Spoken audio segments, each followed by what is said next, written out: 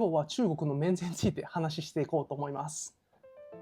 皆さんこんにちは、こんばんは。今日はですね、中国の免税について話していこうかなと思っています。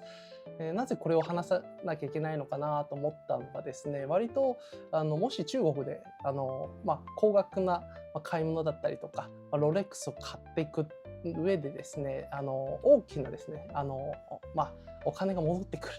というようなお話なので、知っといて損はないかなというふうに思っております。なので、今日は改めて最後まで見ていただけると、非常に役に立つ情報かなと思っております。まずですね、今回買い物する前にですね、3つの絶対条件を、覚えていただきたいなと思っております。まず第一の条件、183日という制限がありますと。これは何の制限かというと、中国国内での連続滞在日数がですね、183日超えていないことが大前提となります。なので、184日目の方はですね、もうこれ完全に適用されませんと。おそらくそんなことはないと思いつつも、旅行する程度であれば、これを超えることはないでしょうというところですね。で、もう一つがですね、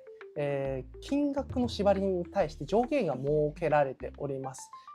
免税となる対象がですね、22万元以内というふうになっております。これは、日本の、為替レートにすると、460万から480万前後、場合によってはちょっと500万近い金額になってきておりますので、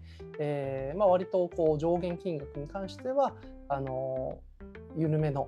設定になっているかなと思っております。で、条件がですね、もう一つ最後ありまして、ここは非常に注意するポイントなんですけども、購入日ですねから25日ですね、25日以内、出国しなければいけないということになりますので、先ほど第一の条件で話をした183日以内であっても、購入から25日以内に出国しないとこれは取り消されるというような状況となっております。で、続いてですね、実際にお店に行ってどういう形に動いたらいいのかというところになるんですけども、まずお店に入りますと。で、入ったところに、最初に、スタッフさんに聞いてください。このお店って免税対象ですかどうか。で、なぜかというと、これ対象となるお店と対象となっていないお店があるので、しっかりと確認してほしいなというふうに思っています。で、私が行った、中国大連にあるロレックスエキスペリア2つあるんですけども、その2つとも確認はしていまして、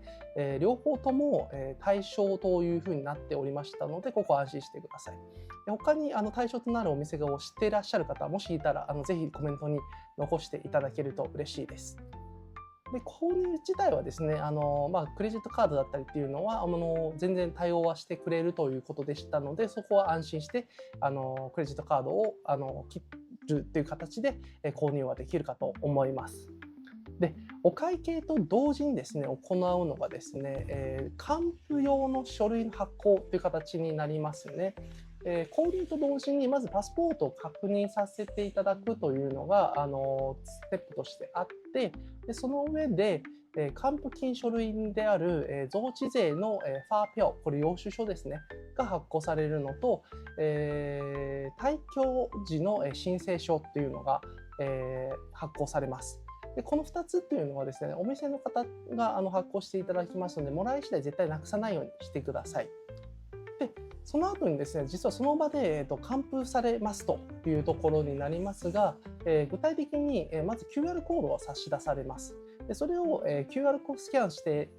ミニアプリという形になるんですけども、これおそらくなんですが WeChat のミニプログラムの話になってくるかなと思っています。でそこで、買った、一式の書類だったり領収書だったりっていうのを、アップロードして、申請すると、クレジットにデポジットとして、即座に金額は還元されるという形になっております。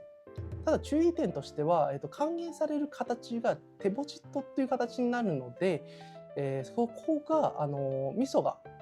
なんとキャンセルされる可能性もありますと。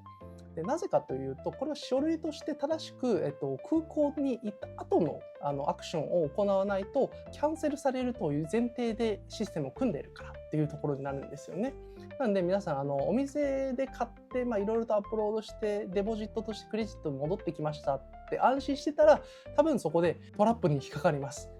で、日本に帰ってきたら、あれ何か2、30万引かれちゃってるみたいな形になるんで、損することになりますんで、ぜひ気をつけてください。空港に入ってどういうふうにアクションしていくかというと、空港だと免税窓口というのがあります。で、大連空港になると、国際便の入り口入ったすぐにカウンターがありますので、そこにあります。でもし他の空港で、どういうふうに、なっているのか分かる方がいらっしゃるのであれば、そこに関してはぜひちょっとコメント欄に残してもらえると嬉しいです。で、そこに対して、まずお店でもらった書類一式を出します。で、もう一つがですね、ロレックス本体も出します。で、ここにも注意点がありまして、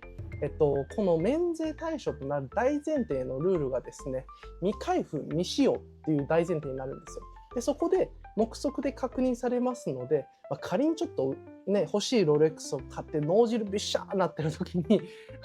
つけちゃったとか開けちゃったとかってなったら、もう一発の終わりなんで、絶対に開けないでください。もう何があっても日本に着いてから開けてくださいね。お願いしますね。ここすごく大事なことなので。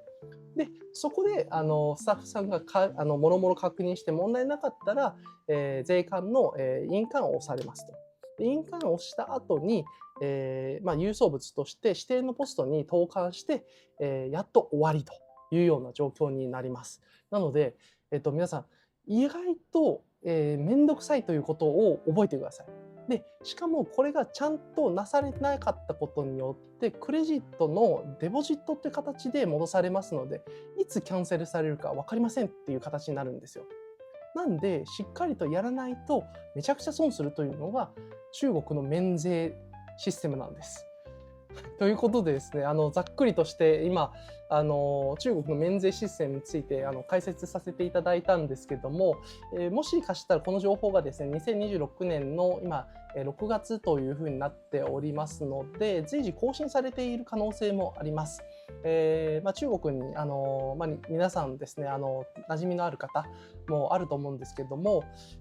そこに関しては随時更新されるようなシステムになっているので、場合によっては、半年後にこの動画を見ている方にとってもすでに古い情報になっているかもしれません。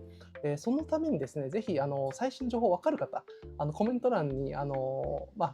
皆さん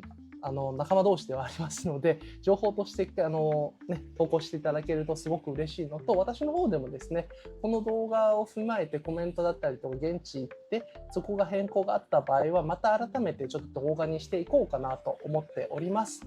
ぜひ皆さんフォローしていただけるとまた最新情報をどんどん更新していきますので、よろしくお願いします。バイバイ。